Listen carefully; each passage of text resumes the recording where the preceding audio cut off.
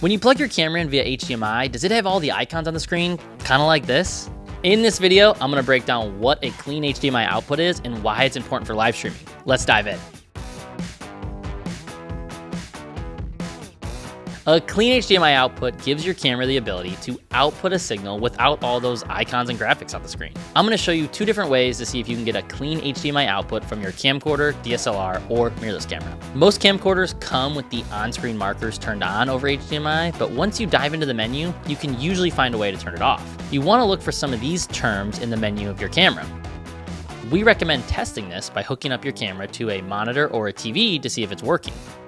Once you turn them off, your camera is ready to be plugged into an encoder or video switcher for live streaming. Bonus tip, and do not forget this, some cameras have an auto power off option and a demo mode. Make sure you turn those off as well, because your camera might just start randomly shutting off during a live stream or start showing some really goofy camera ads.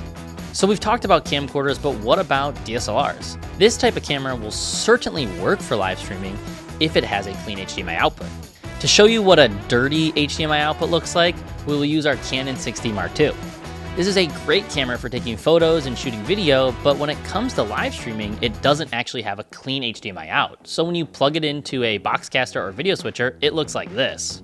Again, to check this, plug your camera directly into a monitor or TV to see what the signal looks like.